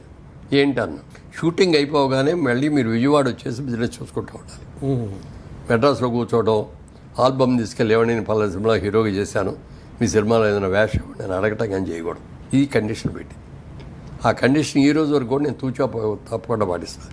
సో మీరు అడగట్లేదు, ఎవరిని అడగను. ఈవెన్ ఆ రోజున ఇప్పుడు మీరు ఇందాక అన్నారే అతడిలో ఆ వేషం మీరు చేస్తే బాగుండేది, మనసులో నాకు ఉందేమో కానీ నేను అది కూడా అడగల. డైరెక్టర్ గారి దగ్గరికి వెళ్ళి ఏమండి ఆ వేషం నేను వేస్తానండి అని మా సొంత సినిమా నేను చేస్తానంటే కాదని కూడా అడిగిన అయినా సరే నేను అడగల. ఆయన చాయిస్ కుదరాలి. సో మీరు ఎన్ని డబ్బులు సంపాదించినా ఎంపీ చేశారు, చాలా పోస్టులు చేశారు, అయినప్పటికీ కూడా మీరు ఎక్కువ ఆనందం పొందేది ఆ మొహాన్ని రంగేసుకొని కెమెరాకి అడ్రస్ చేసినప్పుడే. అవునండి. యాక్చువల్గా ఓ తండ్రి తీర్పు తీసేటప్పుడు ఆ సినిమా ఇక బాగా ఇన్స్పైర్ అయ్యాను కథ విని. రీమేక్ అది ఒరిజినల్గా రాజేష్ ఖన్నాను శబరాజ్ మీ చేశారు. అది తీద్దామని అనుకున్నాం. అన్నీ ఫైనలైజ్ అయిపోయినాయి. ఈ 3 రోజుల షూటింగు, ఒక వారం రోజులు బట్టి 10 రోజులు బట్టి ఇట్లాగే గెడ్డవది కూడా పెంచుతున్నారు ఆ క్యారెక్టర్ కోసం. డైరెక్ట్గా చెప్పాను, ముందు ఈ గెడ్డంతో ఉండే క్యారెక్టర్ చేసేయండి, తర్వాత తీసేసి మళ్ళీ ఫ్లాష్ బ్యాక్ సాంగ్స్ ఇట్లాంటివి ఏమైనా ఉన్నాయి వాటిలో చేసుకుందాం అని చెప్తే సరే అన్నాడు. రేపు మార్నింగ్ షూటింగ్ కనుక ఇవాళ సాయంత్రం పిలిచి ఆయన్ని, నాకు భయం వేస్తుంది రాజా చంద్ర, నేను ఈ వేషాన్ని చెడగొడతానేమోనని నాకు భయంగా ఉంది. సినిమా సక్సెస్ అయితే వెళ్ళండి గుడ్, సక్సెస్ కాబట్టి మురళీమోహన్ ఆ వేషం వేయటం మూలంగా సినిమా ఫెయిల్ అయిందనే పేరు నాకు రాకూడదని అనుకుంటున్నాను. అంటే అన్నయ్య మీరు అసలు అలాంటి డౌట్ పెట్టుకోకండి, మీరు బ్రహ్మాండంగా చేస్తారు, నేను ఉన్నాను కదా, నేను చూసుకుంటా కదా, మీరు చేయండి ధైర్యంగా, పొద్దున్నే ధైర్యంగా మేకప్ వేసుకొని వచ్చేయండి అన్నాడు. అట్లా బిగినింగ్ 1 day 2 days అయ్యేదాకా దాని మీద ఒక కమాండ్ వచ్చింది, ఇక చేయగలవు, ఇక ధైర్యం వచ్చింది, ఏం డౌట్ పడక్కర్లేదు, వచ్చి చేసాం. అది బడిపంతుల్లో ఎన్టీఆర్ లాగా ఒక గంభీరమైన పాత్ర. అవును, మీ గెటప్ కూడా అలా అనిపిస్తుంది నాకు. బడిపంతులు గుర్తొస్తుంది ఎన్టీఆర్ పాత్రే. అది అప్పట్లో రీమేక్కి అవార్డు ఇవ్వకూడదు అనేది లేదు, నంది అవార్డ్స్ తీయచ్చు. దీనికి అవార్డు ఇద్దామని వచ్చిన రోజున కమిటీలో డిస్కస్ చేసుకుంటారు కదా, కొంతమంది అది బాగుందన్నారు, కొంతమంది ఏదో అన్నారు. ఒక ఆయన ఎవరో అన్నాడంట, ఏమంటే మురళీమోహన్ అనగానే హీరోగా గుర్తొస్తుంది కానీ ఏదో ఫాదర్ లాగా అనిపించలేదు, ఏదో పేరు చిత్తకర్రాడికి వేషం వేసినట్టుగా ఉంటుందేమో అన్నాడు. ముసలి వేషం ముసలాడి వేయటం గొప్ప కాదు, యంగ్గా ఉన్నతను ముసలి వేషం వేసి మెప్పించడం అనేది గొప్ప. అందుకని దీంట్లో డౌట్ లేకుండా ఈ క్యారెక్టర్కే బెస్ట్ యాక్టర్ ఇవ్వాలి. బెస్ట్ పిక్చర్ అవార్డు వచ్చింది, బెస్ట్ యాక్టర్ అవార్డు వచ్చింది. అలా ఆ పాత్ర అలా వేయటం వల్ల అవార్డు వచ్చింది, గుర్తింపు వచ్చింది, అంతే కదా. వచ్చింది, డబ్బులు కూడా బాగా వచ్చాయి. డబ్బులు కూడా చాలా బాగా ఆడింది. ఆ గడ్డం గురించి గుర్తు చేశారు. ఈ మధ్య మొన్న మేము క్లీన్ షేవ్తో కనిపించారు మొన్న ఈ ఏదో మీటింగ్లో. ఏంటి సార్ ఆ రహస్యము? అది ఇందాక చెప్పే కదా, డొక్కా సీతమ్మ సినిమా చేస్తారు, అందులో ఆ హస్బెండ్ క్యారెక్టర్ అనేసి లేటర్ పార్ట్ అంతా ఇట్లా గడ్డం ఇది ఉండి ఇట్లాగే కొంచెం జిప్పుడు జుట్లాగా ఉండేది, అట్లా ఉంటుంది. దాంట్లో కొంచెం ఈ ఓల్డ్లో కొంచెం యంగ్ ఉంటుంది, అది వేసేటప్పుడు కొంచెం నీట్గా ఉండాలన్నమాట. అప్పుడు అందుకనే గడ్డం అయిన తీసేసి కొంచెం ఆ గెటప్లో చేసాం. అది సో ఇంకా పాత్ర ఉంది కాబట్టి మళ్ళీ క్లీన్ షేవ్ ఉన్నప్పుడు క్లీన్ షేవ్ చేస్తూ ఉండాలి. అదే చెప్పాడు డైరెక్టర్కి, ఏమండి వాళ్ళ క్లీన్ షేవ్ చేసిన తర్వాత రేపు పొద్దున మళ్ళీ ఈ గెటప్ రావాలంటే రాదండి, మళ్ళీ 15 రోజులు ఆ గ్యాప్ ఇస్తేనే మళ్ళీ ఇది వస్తుంది అని. అలాగే చేద్దామండి. సార్ మామూలుగా మీరు అంతమంది మంచి కలర్ఫుల్ షర్ట్లు వేసి, ఇన్సర్ట్ చేసి, షూస్ వేసి, తలకు రంగేసి మొత్తం 50 ఏళ్ళ మనిషిలా ఉండేవాళ్ళు కదా. తర్వాత మళ్ళీ మీ గెటప్ మార్చేసి మీరు గ్రే హెయిర్లోకి వచ్చేసారు. గ్రే హెయిర్ ఫ్యాషన్ అనుకోండి లేటెస్ట్, అది అలా ఉంచుదాము. ఈ ఫ్యాషన్కి ముందు నుంచి ఎందుకు మీరు గ్రే హెయిర్లోకి వచ్చేసారు? గడ్డం పెంచడం సినిమాల్లో ఉన్నప్పుడు నన్ను ఎవరో ముసలాడని అనుకోరు, అంటే ఇప్పుడు అనుకుంటారు, అది వేరే విషయం. కానీ ఆ రోజులు యంగ్ కింద నేను రిటైర్మెంట్ కూడా నాకు నేనే అనౌన్స్ చేసుకున్నాను. ఏది జనం చూసి బోర్ కొడుతుంది, ఇంకా ఇప్పుడు రోజులు ఎన్ని రోజులు హీరో ఇస్తారా అని అనిపించుకోకూడదు, మనకు మనం రిటైర్ అయిపోవాలి అని చెప్పి ఒకరోజు ప్రెస్ మీట్ పెట్టి ప్రెస్లో ఇక నుంచి నేను హీరో వేయదలుచుకోవట్లేదు. అప్పటికే 50 ఏళ్ళు వచ్చేసి, నాకు 50 ఏళ్ళు 55 ఏళ్ళు వచ్చాయి. ఇక నుంచి హీరోగా వేయదలుచుకోలేదు, మా సొంత సినిమాల్లో కూడా హీరోగా అయినని చెప్పి అనౌన్స్ చేశాను. చేసి అక్కడి నుంచి మానేశాను. మానేసిన తర్వాత ఫాదర్ క్యారెక్టర్లు అట్లాంటివి వచ్చినాయి, కొన్ని సినిమాలు చేశా. కానీ సినిమా రిలీజ్ అయిన తర్వాత హీరో ఫాదర్ లాగా లేడండి, హీరోయిన్ ఫాదర్ లాగా లేడండి, బ్రదర్ లాగా ఉన్నాడండి అని కామెంట్స్ వచ్చినాయి. దాంతో నేను అనుకున్న లెవెల్లో అవి రాలా. మనం ఇక అయ్యే రావాలి, దాని మీద బేస్ అయితే మనం లాభం లేదని చెప్పి అప్పటికి ఫ్యామిలీ కూడా ఇక్కడ షిఫ్ట్ చేసాం, ఇండస్ట్రీ కూడా షిఫ్ట్ అయింది. మనం బిజినెస్ మ్యాన్ కదా, మళ్ళీ బిజినెస్ చేద్దామని చెప్పి అప్పుడు రియల్ ఎస్టేట్లో దిగి ఆ రియల్ ఎస్టేట్ చేయటం మూలంగా సర్వైవ్ అయ్యాం. లేకపోతే అప్పటి నుంచి ఇదే వేషాల మీద అంటే సర్వైవ్ అయ్యేవాళ్ళు కదా, సంపాదించింది కూడా దానికి సరిపోయేది, అయిపోయేది. అదే సో రియల్ ఎస్టేట్ అనే కొత్త వేషం వేశారు. కొత్త వేషం వేశాం. సో మీ గ్రే హెయిర్లోకి రావడానికి కారణం అదేనా? కారణం అది కాదు, అంటే మా ఆవిడ చాలా రోజులుగా ఏమంటే నేను రంగు వేయనండి, మీకే సినిమాల వేషాలు వేస్తున్నారు, రంగులు వేసుకొని తిరుగుతున్నారు, నాకు రంగు వేయాలని లేదు. అది బాగోదు, నేను రంగు వేసి నువ్వు రంగు వేసుకోకపోతే బాగోదు, నేను చెప్తాను, నాకు టైం ఇవ్వు, నేను టైం ఇచ్చినప్పుడు నువ్వు చేద్దాం అన్నావు. సరే ఓకే అంది. అన్న తర్వాత ఒక రోజు పిలిచి చెప్పాను, నేను కూడా రంగేయటం మానేసి గ్రే హెయిర్తోనే ఉందాం అనుకుంటున్నాను. అయితే ఒక కండిషన్, 1 సంవత్సరం వరకు చూస్తాను నేను. బాగుంది అని అంటే కంటిన్యూ చేస్తాను, లేదండి బాగోలేదండి మీరు రంగు వేస్తేనే బాగుంటుందంటే రంగు వేసుకుంటాను. అప్పుడు రంగు వేసుకున్న తర్వాత మళ్ళీ నువ్వు ముందే రంగు వేసుకోకుండా ఉంటే బాగోదు. కాబట్టి నేను ఓకే ఇక నుంచి నువ్వు కూడా రంగు వేసుకోవడం మానే అన్నప్పుడు మానేద్దు కానీ అని నేను వేసుకున్న తర్వాత నేను ఈ గ్రే హెయిర్తో 1 ఇయర్ అయిన తర్వాత అప్పుడు చెప్పాను, వాడు గ్రీన్ సిగ్నల్ ఇచ్చా, ఇక నువ్వు కూడా మానే. మిమ్మల్ని గ్రే హెయిర్లో జనం కొంతకాలం గుర్తుపట్టలేదేమో. ఇప్పటికీ కొంతమంది అంటూ ఉంటారండి, మళ్ళీ మీరు రంగు వేసుకోండి సార్ మళ్ళీ హీరోగా ఉంటారు. ఇక వేయరా రంగు? 99% ఏదైనా మంచి క్యారెక్టర్ వచ్చి చేయాలి అని అనుకుంటే అప్పుడు చూస్తారు. అదే తర్వాత సార్ మిమ్మల్ని అంటే అది కూడా ఓల్డ్ యంగ్ 2 ఉన్నది ఏదైనా వస్తే అట్లా ఎవరికైనా అసూయ కలిగేంత ఆరోగ్యం అన్నట్టు అంటారు కదా. అంటే చూడటానికి మీరు మామూలుగా చూడటానికి ఆరోగ్యంగా కనిపిస్తారు, ఆరోగ్యంగా కూడా ఉన్నారు, రెండూ ఉన్నాయి కదా. స్లిమ్ అవుతున్నారు, బాగా స్లిమ్ అయ్యారు, ఈ మధ్య ఇంకా స్లిమ్ అయ్యారు. మీ ఆరోగ్య రహస్యం ఏంటి? అసలు పొద్దున్న నిద్రలేచినప్పటి నుంచి పనుకునేంత వరకు మీ డైలీ ఏంటి మీ లైఫ్ స్టైల్ సార్? ఎన్ని గంటలకు లేస్తారు? వాటన్నిటికంటే కూడా ముందు చెప్పాల్సింది మా ఫ్యామిలీ జీన్స్. మా ఫాదర్ 96 ఇయర్స్ బతికారు. ఆయన చనిపోయే 2 రోజుల ముందు కూడా వాకింగ్ చేస్తూనే ఉండేవారు మార్నింగ్. మా మదర్ 100 ఇయర్స్ బతికారు. So family genes are very good. అలా అని చెప్పి మన ఇష్టం వచ్చినట్టుగా లైఫ్ ఇది చేస్తే ఉండవు, పోతాం. అది ఒకటి మెయిన్గా అది ఉందండి. తర్వాత సినిమాల్లో ఉన్నాం కాబట్టి మనం జాగ్రత్తగా ఉండాలి, లావ్ అయిపోకూడదు, పొట్ట పెరగకూడదు, సిస్టమేటిక్గా ఉండాలి అని మనం తినే ఫుడ్ కూడా అండి జనరల్గా ఏది పడితే తినాలని కోరిక పుట్టేస్తాయి. బిర్యానీలు తినేద్దాం, లేకపోతే ఇంకేయో తిందాం, ఫాస్ట్ ఫుడ్ తిందాం, ఇట్లాంటివన్నీ వస్తే మన కంట్రోల్లో ఉండదు బాడీ. ఇప్పుడు మనం ఎంత ఇంటేక్ ఫుడ్ తీసుకుంటున్నామో దాన్ని ఎక్సర్సైజ్ మూలంగానో దీని దాన్ని ఖర్చు పెట్టాలి. లేకపోతే క్యాలరీస్ పెరిగిపోతాయి లోపల ఇదైపోయి, అంటే డబ్బులు ఆదాయం ఖర్చులాగా. అందుకని ఇంటేక్ అంత ఎన్ని క్యాలరీస్ తీసుకుంటున్నామో అన్ని క్యాలరీస్ని బాండ్ చేయాలి మనం. అందుకని రోజు నడిచే రోజుల్లో నడిచేవాడిని, జాగింగ్ చేసే రోజుల్లో జాగింగ్ చేసేవాడిని, స్విమ్మింగ్ చేసే రోజుల్లో స్విమ్మింగ్ చేసేవాడిని, హార్స్ రైడింగ్ చేసేటప్పుడు హార్స్ రైడింగ్ చేసేటప్పుడు అట్లా అన్నీ చేసేవాడిని. ఒక స్టేజ్ వచ్చిన తర్వాత ఇక స్విమ్మింగ్ చేయలేకపోయానండి, జాగింగ్ కూడా చేయలేకపోయా, నడక మీద చేసుకుంటూ వచ్చాను. రీసెంట్గా ఏమైందంటే వెయిట్ మీరు అన్నట్టుగా కరోనా వచ్చిన కాడి నుంచి నాకైతే రాలేదు, కానీ అప్పటి నుంచి కొంచెం ఎక్కువ నడవటం, ఎక్కువ ఎక్సర్సైజ్ చేయటం, వీటితో వెయిట్ తగ్గాను. కొంతమంది అన్నారు ఎందుకయ్యా తగ్గిపోతున్నావు అది అని. మా బాబు మొన్న వచ్చి నాన్నగారు ఎక్కువ నడవటం కూడా మంచిది కాదు, ఇప్పుడు 20,000 స్టెప్స్ నడిచేవాడు రోజుకి. 20,000 చాలంటారు డాక్టర్లు. అదే చెప్పారు మొన్న డాక్టర్ సోమరాజు గారు కూడా చెప్పి కూర్చోబెట్టి చెప్పారు, మీరు 10,000 దాటి మించి ఏది చేసినా అది మీకు వేస్టే తప్ప ఏమీ మంచిది కాదు. నేను చెప్తున్నాను వినండి, మీరు 10,000కి మించి చేయొద్దు అని చెప్పి మీకు ఇవన్నీ కూడా లూజ్ అవుతున్నాయి మన మజిల్స్, ఎక్కువ ఖర్చు పెడుతున్నారు శరీరాన్ని. ఆ మజిల్స్ ఇది అవ్వకుండా ఉండాలంటే మీరు వెయిట్స్ అయ్యని జిమ్లో వర్క్ చేయండి డంబుల్స్ అలా. అందుకని ఇప్పుడు జిమ్కి ఒక ట్రైనర్ని పెట్టుకొని ఇంట్లోనే మాకు జిమ్ ఉంది. వాకింగ్ ఉంది.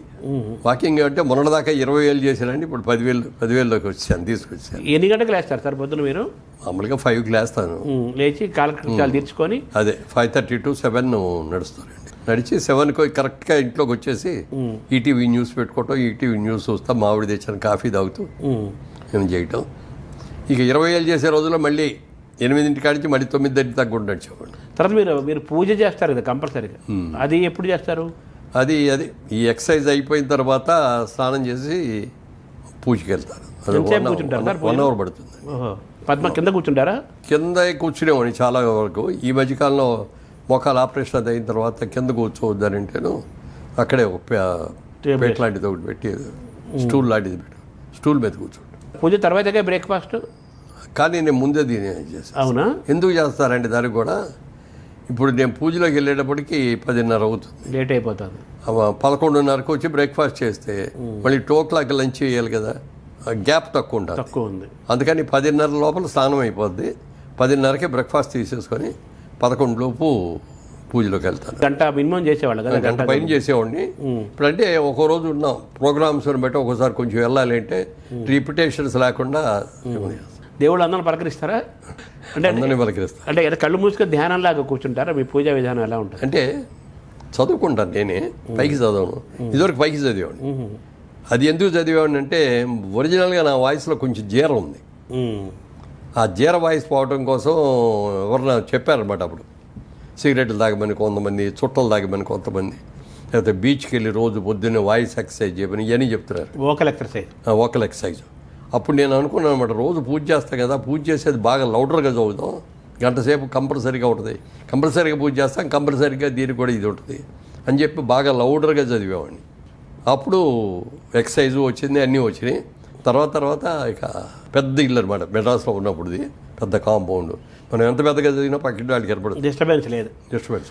సో వోకల్ కార్డ్స్, తర్వాత ప్రాణాయామం కూడా కదా, మాట్లాడుతుంటే నాభి దగ్గర నుంచి వస్తుంది కదా. సో మీరు మీ పూజా కార్యక్రమంలో దేవతలందరినీ మీరు పూజించడము, స్తోత్రాలు అంటే ఈ దేవుడు ఆ దేవుడు అంటే దేవుడు అనేవాడు ఒక్కడే అనేది నా ఇదే ఆలోచన. అవును, దేవుడు అనేది ఒక అతీతమైన శక్తి. సబ్కా మాలిక్ ఏక్ హై అన్నారు కదా. అంతే, సబ్కా మాలిక్ ఏక్ హై అన్నట్టు ఒకడే దేవుడు. ఆ దేవుడికి పేరు లేదు, ఊరు లేదు, రూపం లేదు, ఏమీ లేదు. అలా అని చెప్పి మనం కళ్ళు మూసుకొని దేవుడిని మనం ఉంచుకుంటే ఏదైనా అట్లా దేవుడిని తలుచుకోవాలి అంటే ఒక బొమ్మ కావాలి, ఒక రూపం కావాలి. ఆ రూపానికి ఒక పేరు కావాలి. అందుకని మనం హిందువులు ఏంటంటే చాలా దేవుళ్ళు అంటారు. అవును, మనం పంచభూతాలన్నీ డైరెక్ట్ దేవునుకుంటాం. అవును, మరి ఇంకా పొట్ట నేల అన్నీ దేవుళ్ళే మనకి. అవును. అదే ఇతర మతాల్లో చూస్తే బుద్ధిస్టులకి ఓన్లీ గౌతమ్ బుద్ధులే, ముస్లిమ్స్కి ఓన్లీ అల్లా, క్రిస్టియానికి వెళ్ళి చూస్తే జీసస్.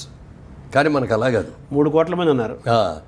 ఓ రోజున బాలకృష్ణ గారు, నేను, బ్రహ్మానంద్ గారు మేము అందరం ఒక షూటింగ్లో ఉన్నాం. జయసింహ అని, అది కుంభకోణంలో షూటింగ్, అక్కడ ఉన్నాం. బాలకృష్ణ గారిది నాది పక్క కాటేజీలు, ఎదురుగుండా కాటేజ్ ఏమో బ్రహ్మానందం గారు. బాలకృష్ణ గారు రోజున పొద్దున్న షూటింగ్ వెళ్ళిపోయారు. ఈయన చేస్తూ ఉండగా నా దగ్గరికి వచ్చాడు బ్రహ్మానందం గారు.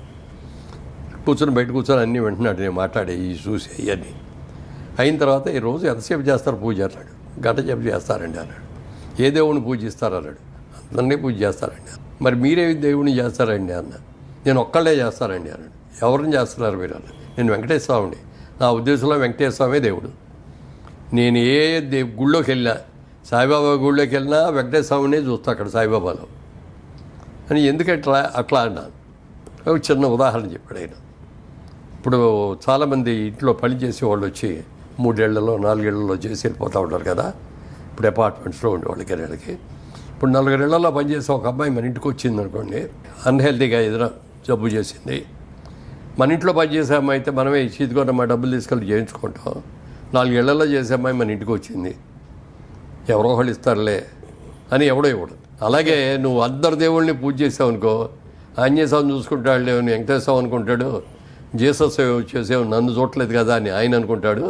అందుకని నేను ఒక్కళ్ళనే చేస్తాను అన్నాడు. ఏదో బాగానే ఉంది, కానీ అలాని కాదే పంచిపోతాలు కూడా మనకి దేవుడు, చెట్టు పుట్ట అన్ని దేవుళ్ళే మనకి. అంటే మన మనిషిలో, జంతువులో, చెట్టులో, పుట్టలో చూడటం అనేది మంచి ఆలోచన. గోమాతను ఎంత గొప్పగా చూస్తాం. తల్లి తర్వాత తల్లి గోమాతే అన్నాం, కానీ ఎప్పుడు గోవు ఆవు అని అన్నాం. భూమాత అని కూడా అంటాం. భూమాత, ఆ దైవాన్ని, గాలి కానీ నీరు కానీ పంచభూతాలు అన్నీ కూడా ఈ పంచభూతాలు సరిగ్గా పరిపాలిస్తున్నాయి కాబట్టి మనం ఉండగలిగాం. అవును. గాలి గట్టిగా వీస్తే మనం పడిపోతాం. అవును. వర్షం ఎక్కువ కురిచేసి నీరు ఎక్కువ వచ్చేసిందంటే కొట్టుకుపోతాం. అంతే కదా. ఏమంటే గాలి అసలు రాకపోతే గుండె అయిపోద్ది, ప్రాణవాయువు. సో పంచభూతాలకి పంచేంద్రియాలకి అనుబంధం. అంతే. అందుకని అందరూ దేవుళ్ళే అంటాను నేను. ధ్యానం చేస్తారా కొంచెంసేపు? ప్రాణాయామం ఏమైనా చేస్తారు? ఓంకారం ప్రాణాయామం చేసేవాడిని, కానీ ఇక అది ఏకాగ్రత ఉండట్లా. ఓహో. ఓంకారం చేద్దామని అనుకుంటే అది బాగా ప్రాక్టీస్ అవ్వాలి, ఇంకే ఆలోచనలు రాకూడదు. ధ్యానం చేస్తున్నారా మరి? చేస్తారా, కానీ కుదరట్లా. ఏదో టైం అయిపోతుంది, టైం చూసుకుంటూ ఉంటాం, ఏదో ఇట్లా వెళ్ళేటప్పటికి ఆ కాన్సన్ట్రేషన్ కుదరట్లా. సో మీరు మీ ఇష్టదైవం అంటే ఎవరని చెప్పాలి? అందరూ దేవుళ్ళే. వాళ్ళు వీళ్ళు ఒకరనే ఏం కాదు, దైవాన్ని ఇష్టపడతారు, మీరు నమ్ముతారు. సో మీ దాంట్లో ఇది చెప్పారు, ఎవరో అడిగారు, ఏమయ్యా నువ్వు రోజు పూజ చేస్తావు కదా, ఎప్పుడన్నా దేవుడు నీకు ప్రత్యక్షమయ్యాడా అని అడిగాడు. అయ్యాడన్నా. దేవుడు చూసావా అన్నాడు. చూశానన్నా. నాకు చూపిస్తావా అన్నాడు. నీకు చూడాలని కనుక నిజంగా కోరుకుంటే చూపిస్తాను నీకు కూడా అన్నాడు. చూపించు అన్నాడు. చూపించు అంటే నేను ఒకటి అడిగాను. నేను ఒక ప్రశ్న అడుగుతాను, దానికి సమాధానం చెప్పాడు. కరెంట్ అంటే తెలుసా అన్న. ఎందుకు తెలియదు కరెంటు? మీ ఇంట్లో కరెంట్ ఉందా అన్న. ఉంది అన్నాడు. కరెంట్ ఎలా ఉంటుంది? ఎర్రగా ఉంటుందా, నల్లగా ఉంటుందా, ద్రవ పదార్థమా, ఘన పదార్థమా, ఎలా ఉంటుంది? ఐస్ లాగా ఉంటుందా అంటే అట్లా అడిగితే ఏం చెప్తాం? కరెంటే అన్నాడు కదా. కరెంట్ అనేది ఎలా ఉందో నీకు తెలియదు, బట్ కరెంట్ ఉంది అనేది ఒప్పుకుంటాం. లైట్లోకి వెళ్తే వెళ్ళి వస్తుంది, మైక్లోకి వెళ్తేనేమో సౌండ్ పెరుగుద్ది, ఇట్లా రకరకాలు. దేంట్లోకి వెళ్తే అది ఇది. కరెంట్ ముట్టుకుంటే షాక్ కొడుతుంది. అలా అని చెప్పి అది కారంగా ఉంటుందా ఇదని మనం చెప్పలేము. దానికి రూపం లేదు, బట్ ఉంది. అలాగే దేవుడు కూడా అంతే, రూపం లేకపోయినా దేవుడు ఉన్నాడు. అది మీరు జీసస్ అని పిలిచినా, వెంకటేశ్వర అని పిలిచినా, ఆంజనేయ అని పిలిచినా, గౌతమ్ బుద్ధాను ఎవరైనా ఆయనే ఒక శక్తి స్వరూపం. ఏదో ఈ వ్యవస్థ నడిపిస్తుంది చరాచర జగత్తు అనే విశ్వాసం మీకు సంపూర్ణంగా ఉంది. అయితే ఆరోగ్యంలో శారీరకంగా వ్యాయామం చేస్తారు, ఇవన్నీ చేస్తారు, బట్ మనసు కూడా ముఖ్యం కదా ఆరోగ్యంలో. మనసు కూడా ముఖ్యమేనండి. దాన్ని ఎలా మీరు సెట్ చేసుకుంటారు? అంటే ఇక మనం కొన్ని సెల్ఫ్ కండిషన్స్ పెట్టుకుంటానండి. జోదం ఆడకూడదు, రేసులకు వెళ్ళకూడదు, పేకాట ఆడకూడదు, విచారం చేయకూడదు, డ్రింక్ తాగకూడదు, ఇట్లాంటివన్నీ కూడా పెట్టుకుంటాను. అంటే భావోద్వేగాలు ఉంటాయి కదా, కోపము చాలా ఉంటాయి కదా, కంట్రోల్ చేసుకుంటాను. అయ్యప్ప మాలేసుకున్నప్పుడు ఆ 40 రోజులు అసలు కోపం కూడా రానివ్వం. మిగిలిన రోజులు ఇప్పుడు కొంచెం వయసు పెరిగిన తర్వాత అప్పుడప్పుడు ఒక్కోసారి కొద్దిగా కోపం వస్తుంది, లేకపోతే ఎవరిని విసిగిస్తా అంటే విసుక్కుంటున్నాం, కొంచెం గట్టిగా చెప్పాల్సి వస్తుంది. ఇవి ఉన్నాయి కానీ కొంచెం కంట్రోల్ చేసుకోవాలి. అంటే భావోద్వేగాలు పైగా నాకేంటంటే స్నేహితులే తప్ప నాకు ఎవరు శత్రువులు ఉండరు. మీ భావన అది. ఒకవేళ ఉండి మీ గురించి ఇట్లా బ్యాడ్గా మాట్లాడతారని ఎవరైనా చెప్పినా కూడా అతను తత్వవతిని అతని కళ్ళకి నేను బ్యాడ్గా కనపడతానే పోని అని ఊరుకుంటాను. వాళ్ళతో ఎంతవరకు ఉండాలో అంతవరకే ఉంటాను. ఎక్కడ గర్భ హలో అంటే హలో అంటారు, నమస్తే అంటే నమస్తే అంటారు. అంటే మీకు ఇండస్ట్రీలో కూడా అజాత శత్రువు అని ఒక పేరు కూడా ఉంది కదా. ఉంది కదా. అదే అంటే మీరు భావోద్వేగాల్ని, కోపాలని, వీటన్నిటిని కూడా మీరు ఈ ఆధ్యాత్మిక సాధన ద్వారా దాన్ని ఏమన్నా తొక్కుతున్నారా? తొక్కట్లే, కంట్రోల్ చేసుకుంటున్నాం. ఎందుకంటే ఆధ్యాత్మికంగా శక్తి ఉండబట్టే, మనం కంట్రోల్ ఉండబట్టే మనం చేయగలం ఏదైనా. లేకపోతే టెంట్ అయిపోతాం. మనసు చంచలమైనది. ఈ చంచల మనసులో ఏదో ప్రతిదానికి ఏదో కోరికొచ్చేస్తూ ఉంటుంది. మనం పాడైపోవడానికి సులువు మార్గాలు అనమాట. చాలా మార్గాలు. మనకు కొన్ని పెట్టుకొని దేవుడు ఉన్నాడు, దేవుడి దగ్గర మనం ప్రత్యక్ష చేసాం, మనం ఇది చేసాం, దీన్ని మనం కాపాడుకోవాలి, నిలబెట్టుకోవాలి అనేది ఒకటి ఉంటే ఏమిటంటే కంట్రోల్లో ఉంటుంది. సో జీన్స్, వ్యాయామము, ఆధ్యాత్మిక సాధన, తర్వాత మనసును గ్రహించుకోవటము, ఆహారం, ఇవన్నీ కూడా మీ ఆరోగ్య రహస్యాలు. బ్రేక్ఫాస్ట్ ఏంటుంటుంది సార్ మీది మామూలుగా? నేను బ్రేక్ఫాస్ట్ మామూలుగా ఓన్లీ ఫ్రూట్స్ అండి. ఫ్రూట్స్ అంటే పప్పాయి, దానిమ్మ, యాపిల్, సీజనల్ ఫ్రూట్స్. సీతాఫలాలు దొరికినప్పుడు సీతాఫలాలు, కమలాఫలాలు దొరికినప్పుడు కమలాఫలాలు, నారింజకాయలు దొరికినప్పుడు నారింజకాయలు, మామిడికాయలు దొరికినప్పుడు మామిడికాయలు. సీజనల్ ఫ్రూట్ కూడా తింటా. ఒక సీజనల్ ఫ్రూట్, తర్వాత నట్స్, పప్పు, డ్రై ఫ్రూట్స్. అంతేనా? మీ దోశలు, ఇడ్లీలు ఉండవు? ఒక గ్లాసు రాగి జావ తాగుతాం. అంతేకాని దోశలు, ఇడ్లీలు అలాంటివి ఉండవు. ఫ్రూట్స్, డ్రై ఫ్రూట్స్, నట్స్, రాగి జావ బ్రేక్ఫాస్ట్. లంచ్ ఎన్ని గంటలకు చేస్తారు? లంచ్ మామూలుగా 2 o'clock అండి. లంచ్ ఎలా ఉంటుంది మీది? Lunch only vegetarian. అంటే ఓన్లీ కాదు, నాన్ వెజిటేరియన్. సండే డెఫినెట్గా నాన్ వెజిటేరియన్ తింటామండి. మధ్య మధ్యలో ఒకసారి అరసారి ఏదైనా పార్టీ వెళ్ళాలని అక్కడ తింటూ ఉంటాం. బట్ రోజు ఫస్ట్ నేను కలుపుకునే మొదటి ముద్ద పప్పుకూర ఉంటుంది.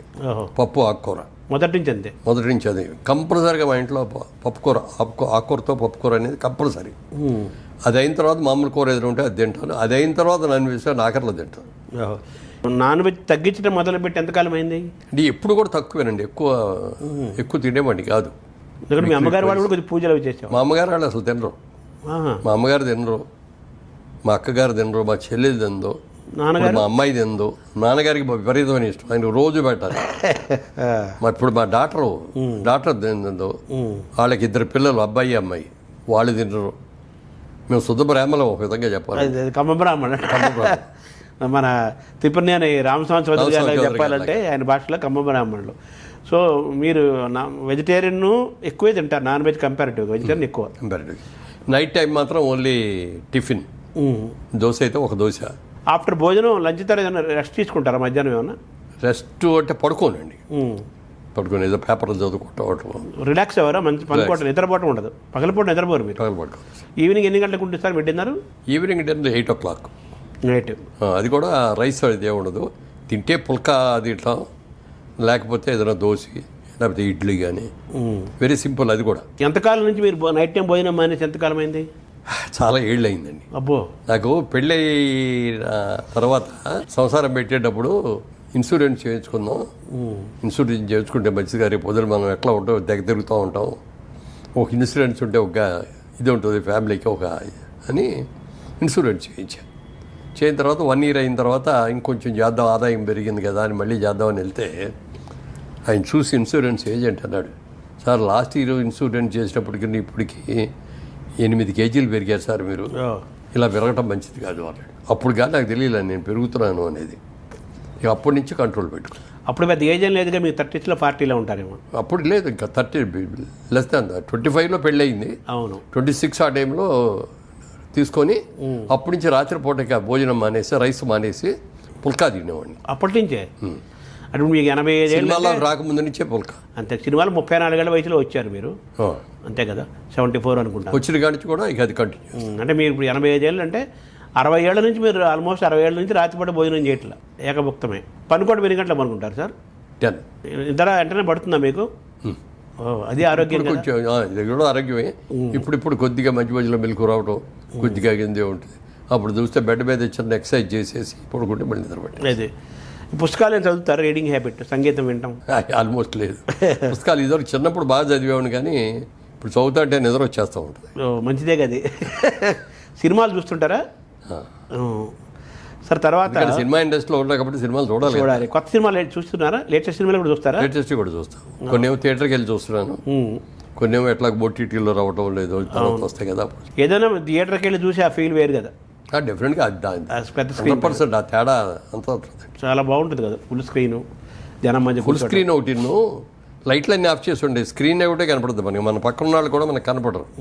సో మన ధ్యానం పూర్తిగా ఆ కథ మీద, సినిమా మీదే ఉంటుంది. అవును. ఫోన్లు రావు, ఫోన్లు వచ్చినప్పుడు మనం సైలెంట్లో పెట్టుకుంటాం కూడా, డిస్టర్బెన్స్ ఉంటుంది. ఇంట్లో కూర్చొని నేను చూస్తున్నాం అనుకోండి, ఫోన్ కానీ హలో హలో అంటాం, ఇది మాట్లాడుతాం, మళ్ళీ పెట్టేస్తాం, మళ్ళీ చూస్తాం, మధ్యలో కొంచెం ఓ సీన్ ఎగిరిపోతాం. సరే, మీరు ఇన్ని చేస్తూ బిజినెస్ చేశారు, రియల్ ఎస్టేట్లో చాలా సక్సెస్, విల్లాస్ కట్టారు, అపార్ట్మెంట్స్ కట్టారు, చాలా చేశారు. తర్వాత మీ ఊర్లో మీ చాటపర్రులో మళ్ళీ పాత ఇల్లుని కూడా రెనోవేట్ చేసి మళ్ళీ అద్భుతంగా దాన్ని చేశారు. అది మా తాతగారి కట్టిన ఇల్లు అండి. 100 సంవత్సరాలు పూర్తి అయింది మళ్ళీ 3 months క్రితం. 100 సంవత్సరాలు పూర్తి అయిన తర్వాత దాన్ని అట్లాగే వదిలేస్తే పడిపోద్ది, కూలిపోయే స్టేజ్కి వచ్చేస్తుంది అనమాట. దీన్ని మళ్ళీ రివైవ్ చేయాలి. మనం ఇక్కడ పుట్టి పెరిగాము, ఇక్కడ పెట్టిన తర్వాత మనం ఇవాళ బాగున్నాం కదా, దాన్ని కూడా బాగుండేటట్టు చేయాలి కదా అని చెప్పి దాన్ని కంప్లీట్గా అదే స్ట్రక్చరు అదే ఇది మోడల్ ఏం మార్చలేదు, అప్గ్రేడ్ చేసాం అంతా. అప్గ్రేడ్ చేయడానికి 2 years పట్టింది నాకు. అది ఎంతకాలం ఉంటుంది సార్ ఇంకా లైఫ్? అది ఈజీగా ఇంకో 100 ఏళ్ళు ఉంటుంది. సో తీసుకుని 100 ఏళ్ళు దాని జీవితాన్ని పెంచేశారు. నేను అడగాలనుకున్న ప్రశ్న, ఇన్ని చేస్తున్నారు కదా, ఈ క్రమంలో సినిమా మీదే మీరు ఎదిగారు. మురళీమోహన్ అంటే జనానికి తెలిసిందంటే సినిమా వల్లనే. మీరు ఒక థియేటర్స్, మాల్స్ అటువంటి ఎందుకు ప్లాన్ చేయట్లేదు సినిమా పరంగా? యాక్చువల్గా చేసి ఉండాల్సింది. రియల్ ఎస్టేట్లోకి వచ్చినప్పటికి ఏమవుద్దంటే ఇది ఒక పెద్ద ప్రొలాంగుడు బిజినెస్ అనమాట ఇది. అంటే ఇది ఒక పులి స్వారీ లాంటిది. పులి మీద ఎక్కిన తర్వాత స్వారీ చేయాల్సిందే, దిగితే అది మనది ఉంటుంది. అవును. అందుకని ఇది రియల్ ఎస్టేట్లో కూడా ఇది ముందు ల్యాండ్ కొనాలి, ల్యాండ్ సెలెక్ట్ అయిన తర్వాత అందులో ఏం కట్టాలి, ల్యాండ్గా అమ్మాలా, ఇదిగా అమ్మాలా చూసుకోవాలి, ప్లాన్స్ చేయించాలి, పర్మిషన్లు తెచ్చుకోవాలి, కన్స్ట్రక్షన్ మొదలు పెట్టాలి. ఇవన్నీ పూర్తి అవ్వడానికి ప్రాసెస్ 5 ఏళ్ళు పడుతుంది. 5 ఏళ్ళు బట్టి ఇది అయిన తర్వాత మళ్ళీ చేద్దామంటే గ్యాప్ ఇస్తే రాదు. జరుగుతూ ఉండగానే రెండో ప్రాజెక్ట్ స్టార్ట్ అవ్వాలి, రెండోది అవుతాండి, మూడోది ప్రాజెక్ట్, అది అట్లా కంటిన్యూస్. ఇది దాని వల్ల ఏమవుతుందంటే ఇక వేరే ఎక్కడ ఇన్వెస్ట్ చేయడానికి అవకాశం లేకుండా పోయి కడుతున్నాము, కట్టినవన్నీ అమ్ముతున్నాము. అవును. ఎప్పటికప్పుడు మళ్ళీ కొత్త ప్రాజెక్టులు ఎప్పటికప్పుడే మరి బ్యాంక్ లోన్లు తెచ్చుకోవాలి. అవును, అది ప్రాసెస్. అంటే మిగిలిన వాళ్ళందరికీ వచ్చినందుకు నాకు అంత ప్రాఫిట్స్ రావండి. అవునా? నేను 100% వైట్ అమౌంట్తో చేస్తాను, 100% ట్యాక్స్ కడతాను. ఎక్కడ ₹1 కూడా రియల్ ఎస్టేట్లో బ్లాక్ అమౌంట్ కూడా తీసుకోమేను. మరి ఎలాగ రియల్ ఎస్టేట్ అట్లా వచ్చి బ్లాక్ తీసుకుంటారో సగం తీసుకోండి అంటే కూడా వద్దండి, మీకు ఇష్టమయ్యి 100% ఇస్తానంటేనే తీసుకోండి, లేకపోతే వద్దు. సో మీరు జైబేరే సినిమాల్లో మోగించినట్టుగా రియల్ ఎస్టేట్లో కూడా ఒక బ్రాండ్ బిల్డ్ చేశారు కదా, కాంప్లెక్స్లు కట్టారు, చాలా కట్టారు కదా. అంతా వైట్ జరిగినప్పుడు మరి మీరు ఎందుకు ఆ పాలసీ పెట్టుకున్నారు తక్కువ లాభం? అంటే మనం బ్లాక్ అమౌంట్ లాభాలు ముఖ్యం అని పెట్టుకున్నాం అనుకోండి, రేపు ఎవడో ఇన్కమ్ ట్యాక్స్ ఇంకోళ్ళు వచ్చి రైడ్ చేశారు అనుకోండి, వాళ్ళ ముందు అపరాధులుగా చేతులు కట్టుకొని ఉంచుకోవాలి కదా. అవును. ఎందుకు తప్పు చేయాలి మనకి? నాకు వచ్చేది చాలు, దాని గురించి అవితాస వచ్చేసి రేపు పొద్దున్నే పెద్ద కోటీశ్వరుడు అయిపోవాలి, లేకపోతే 100 ఇళ్ళు కట్టాలి, మీరు ఎన్నట్టుగా మల్టీప్లెక్స్లు కట్టాలి, ఇయ్యేద్దాలి అయ్యేద్దామని ఆలోచన లేవు నాకు. ఓ బిజినెస్గా సెలెక్ట్ చేసుకున్నాను రియల్ ఎస్టేట్ అనేది, దాన్ని చూస్తున్నాను. దాన్ని కూడా ఒక లిమిట్గానే చేస్తున్నాను, ఓవర్లుగా చేయట్లేదు. ఇప్పుడు నాకంటే చాలా వెనక వచ్చిన వాళ్ళు ఇప్పుడు ఎక్కడికో వెళ్ళిపోయారు, ఆకాశం ఎత్తులో ఉన్నారు. నేను ఎవరితోనూ పోల్చుకోను. నాకు నా సిస్టము నా కంట్రోల్లో, నా హద్దుల్లో ఉండాలి నేను చేసే వ్యాపారం. రేపు పొద్దున్న ఎవరినో వచ్చి ఇదేంటి అని వేలెత్తి చూపించుకునే అవకాశం రాకూడదు. రేసుతో అలాగే ఎంత బాగా చేసావు అనేది ముఖ్యం తప్ప ఇందులో నాకు ఎంత లాభం వచ్చింది అనేది నేను చేయను.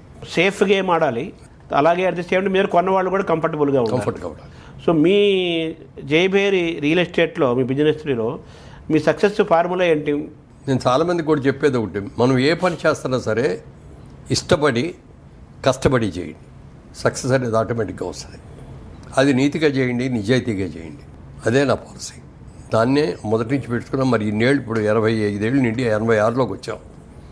ఈ రోజు వరకు బ్లాక్ మార్క్ అనేది లేదు నాకు. ఇది మురళీమోహన్ ఎలా అని ఒక చుక్క కూడా ఎక్కడ పెట్టడానికి లేదు. It's my life is a white paper. So మీరు ఏ సినిమా చేసినా, వ్యాపారం చేసినా, ఏది చేసినా దాన్ని ఇష్టపడాలి, దానికోసం కష్టపడాలి. అట్ ది సేమ్ టైం మనం ప్రాఫిట్ కంటే కూడా పేరు ఇంపార్టెంట్, అంతా వైటే చేయాలి, అంతే కదా. అలా అనుకున్నా కొన్ని ఇష్టం లేని పనులు కూడా చేయాల్సి వస్తుంది. కొన్ని తప్పదు. ఆ కొన్ని తప్పదులాట్లో ఆ రాజకీయం. అస్సలు రాజకీయం మీద, పాలిటిక్స్ మీద ఇంట్రెస్ట్ లేదండి. అవును. ఎన్టీ రామారావు గారు మంచి బిజీగా హీరో ఉన్నప్పుడు ఆయన తెలుగు ప్రజలకి ఏంటో చెయ్యాలి, తెలుగు అంటే గుర్తింపు లేకుండా పోతుంది అని ఒక జయంతో వచ్చి కాకి బట్టలు వేసుకొని ఒక మామూలు కామన్ మ్యాన్ లాగా రోడ్డు పక్కన పడుకొని ఇవన్నీ చేసి అట్లా చేశారు. అది చేసినప్పుడు మేము వెళ్ళి ఒకసారి ఆయన దగ్గరికి వెళ్ళి అడిగాం, ఏమంటే మీరు ఇంత కష్టపడి చేస్తున్నారు, మరి మేము కూడా మీకు ఏం సహాయం చేయాలో చెప్పండి, మేము వస్తామండి అని చెప్పి నేను, రావుగోపాలరావు గారు, సత్యనారాయణ గారు, గిరిబాబు గారు, ఇంకెవరో కొద్దిమంది, 10 మంది వెళ్ళాం. వెళ్తే మీరు ఎవ్వరు రావద్దు బ్రదర్, నేను ఇందిరాగాంధీకి పోటీగా నేను ఇది చేస్తాను, సక్సెస్ అయితే బెల్లంట్ గుడ్, సక్సెస్ కాకపోతే నా అంతు చూస్తాను, మీరొద్దు, నేను అన్నిటికి తెగించి దిగాను. అంటే అప్పటికే 60 ఏళ్ళు వచ్చేసాయి అన్నాడు. చేయనివ్వలా.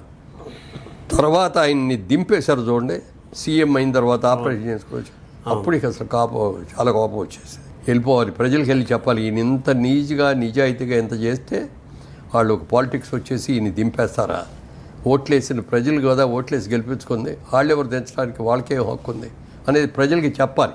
అది రామారావు వెళ్ళి నేను ఇంతగా త్యాగం చేశాను, ఇంత ఇదిగా చెప్పాను ఆయన చెప్పుకోలేరు, మళ్ళంటే వాళ్ళు చెప్పాలి, థర్డ్ బ్యాచ్ చెప్పాలి అని అట్లా వెళ్ళి చెప్పడం చేయడం. ఆయన అయిన తర్వాత ఓ రోజు ఆయనే ఫోన్ చేశారు.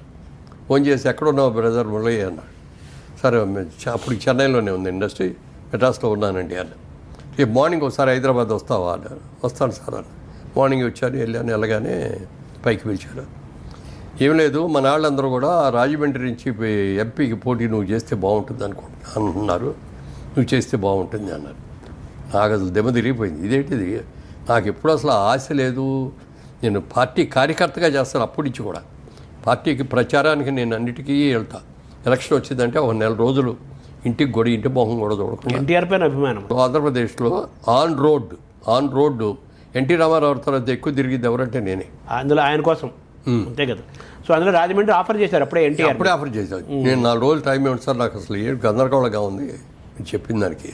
4 రోజులు వెళ్ళిన తర్వాత అందరిని అడిగితే అందరూ కూడా వద్దంటారు. మరి వచ్చిన తర్వాత 4 రోజుల తర్వాత వచ్చాను, సారీ అండి మీరు చాలా పెద్ద ఆఫర్ ఇచ్చారు నాకు, దయచేసి నేను చేయలేనండి అని చెప్తే, ఓకే బ్రదర్ అది తప్పు. అది అయిన తర్వాత అంటే అప్పుడు కారణం ఏంటంటే దానికి కూడా చెప్పా. నేను ఇప్పుడిప్పుడే అప్కమింగ్ హీరోనండి, పైకి వస్తున్నాను, ఒక స్టేజ్కి వచ్చాను. మరి ఇలాంటి టైంలో వచ్చి రాజకీయం అందుకు పెట్టేవరకు అక్కడ సక్సెస్ అవుతానో లేదో నాకు తెలియదు. అక్కడ సక్సెస్ కాక ఇది ఉన్నది చేతిలో ఉన్నదాన్ని పాడు చేసుకుని ఎటు కాకుండా అవడం నాకు కుదరదు, ఇష్టం ఉంటుందండి. పిల్లలు ఇంకా చదువుకుంటున్నారు, వాళ్ళు సెటిల్ చేయాలి అని చెప్పాను అనమాట. తర్వాత చంద్రబాబు నాయుడు గారు పిలిచి అన్నీ అయిపోయినాయి, ఇప్పుడు అన్నీ బాగానే చేసావు, పిల్లలు పెళ్ళిళ్ళు అయిపోయినాయి, సెటిల్ అయిపోయావు రా అన్నాడు. నాకు వద్దండి, వస్తే ఇంట్రెస్ట్ ఉంటే అప్పుడే వచ్చేవాడు కదా అన్న. ఇంటికి వెళ్ళిపోతే నో అని చెప్పి అక్కడికి కోడెల శివప్రసాద్ గారిను కమ్మపాటి రామ్మోహన్ గారిని ఇద్దరిని పంపించి మీరు ఏమని చేస్తారో నాకు తెలియదు, ఆయన్ని ఒప్పించి తీసుకురండి నన్ను.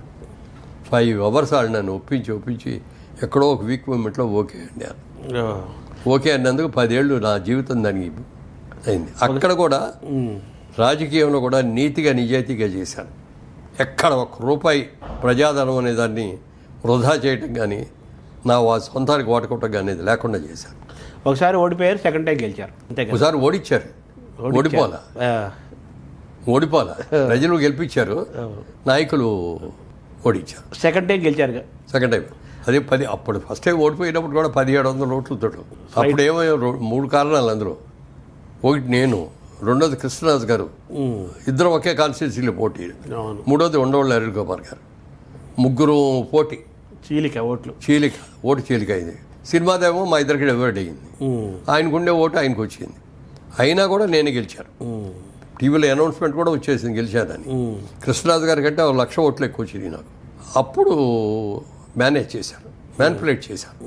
ఇక్కడ కాంగ్రెస్ వస్తుంది, సెంట్రల్ కాంగ్రెస్ వస్తుంది, నాకు రాజమండ్రి నుంచి ఉండవల్లి కావాలి అని చెప్పి ఇక్కడి నుంచి వెళ్ళిన ప్రెషర్కి నన్ను బలవంతంగా ఓడించారు. సో యాక్చువల్ టెక్నికల్గా మీరు గెలిచారు. అప్పుడు నాకు పట్టుదల పెరిగింది. ఎక్కడ ఏ విభాగంలోనూ మనం ఫెయిల్ అవ్వలేదు, సక్సెస్ అయ్యావు. ఇన్నిదిగా నువ్వు సక్సెస్ అవ్వాలి, ఎక్కడ పోగొట్టుకున్నావు అక్కడే వెతుక్కోవాలి తప్ప అని చెప్పి అక్కడే ఉండి 5 ఏళ్ళు ఓడిపోయాక కూడా పనిచేసి మళ్ళీ గెలిచి అయిన తర్వాత 5 ఏళ్ళు కూడా శుభ్రంగా చాలా బాగా చేసి తర్వాత చంద్రబాబు నాయుడు గారి దగ్గరికి వెళ్ళి, సార్ మీరు అన్నదానికి నేను చేశాను, ఇది చాలు, నన్ను వదిలేయండి అని చెప్పి నాకు నేనే వద్దనుకొని వచ్చేసాను. సార్ మీకు టీటీడీ చైర్మన్ కావాలనేది, వెంకటేశ్వర స్వామికి సేవ అందించాలనేది ఒక పెద్ద కోరిక. అది తీరుతుందా ఎప్పటికైనా? అసలు ఏంటి దాని పరిస్థితి ఏంటి? అది వెంకటేశ్వర స్వామికే తెలియాలి. అది ఉంది కదా మీకు మనసులో? ఉంది, ఇప్పటికే ఉంది. కానీ అది అవుద్ది అనేది మన చేతిలో ఏమి లేదు. అది స్వామి పిలిచి ఆయన ఇస్తే ఇప్పుడు మీరు ఇప్పటికైనా సిద్ధంగా ఉన్నారు? మీరు సిద్ధం సర్వీస్. ఎందుకంటే ఒక దేవుడికి సేవ చేయటం అంటే అవకాశం మంచిది కదా. అలాంటిది ఇప్పుడు రాజకీయాలు వదిలేసినట్టేనా పూర్తిగా?